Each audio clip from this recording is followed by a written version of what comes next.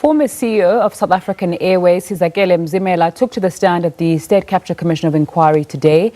Mzimela has told the commission that governance was better managed under former Minister of Public Enterprises, Barbra Hogan, compared to her successor, Malusi Gigaba. Hogan was dismissed in October 2010 and replaced by Gigaba in November 2010. Mzimela explained that the communication lines were clear under Hogan. The minister would communicate with the board and the CEO would communicate with the DG. She also said that Hogan ensured that communication with SAA was formal. According to Mzimela, the clear lines of communication ensured transparency, but under Minister Gigaba, things began to fall through the cracks because the communication lines were blurred, according to her. This, she said, as people who had never been involved in SAA affairs started requesting information. This resulted in a breakdown in the management of communication. Let's get more from that Judicial Commission of Inquiry into allegations of state capture in Parktown. My colleague Mbalenhle Mthethwa is standing by. Very good afternoon to Mbalenhle. Governance coming up quite a lot today. Good afternoon, Nzinga. It's been a very information-filled morning, if I can put it in that way. But basically, we've heard Sizakele Mzimela's testimony, who is a former CEO from SAA, and her evidence is basically expected to focus on governance. And she's basically started the morning by explaining to the Commission what governance is and who should work hard in the interest of ensuring that good governance is practiced in SOEs. And she basically said the shareholder is also one of those, the shareholder should be basically promoting good governance at SOEs. And we know and understand the shareholder to be the Department of Public Enterprises. But she explained governance as basically having a clear framework that ensures transparency and fairness within the organization, and also said that having a clear, distinctive role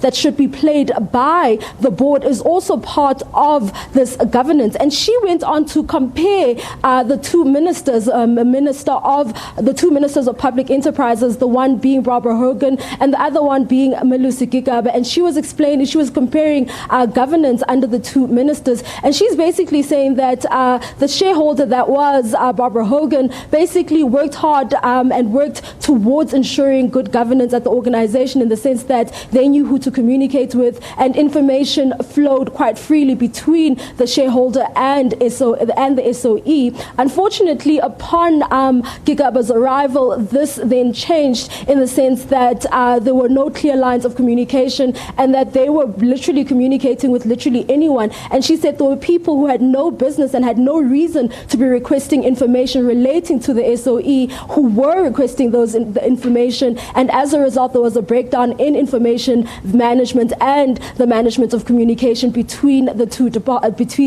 department and the SOE. The other issue that also came up was the issue of the Mumbai route. Now, we know about the Mumbai route, which was abandoned by SAA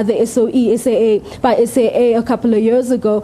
We had heard evidence relating to this and the events that led up to that particular closure. And we've basically heard Sizakele Mzimela talking about how she first heard about a decision to cancel this route in a subcommittee meeting. And she's told the commission that the board had raised concerns relating to this closure, saying that the reason that they shouldn't close it is because this route was strategic, in the sense that it was the fastest route from Asia to South America, so basically what she was saying is that the route from Mumbai was a feeder to its route to South America, and she was basically saying that it was basically strategic in that sense. But some of the things that were said in favor of closing down the route, they felt that those who were in favor of that were saying that it was going to free up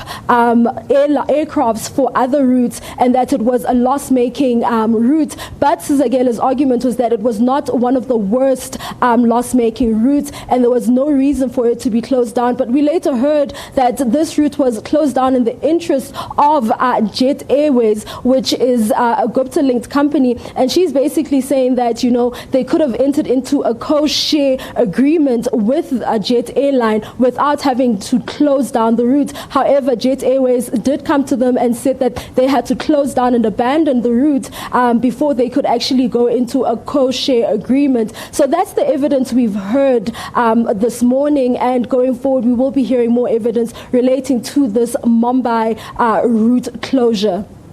Mbalenhle Mthethwa coming to us live from the Commission of Inquiry into State Capture that's taking place in Parktown.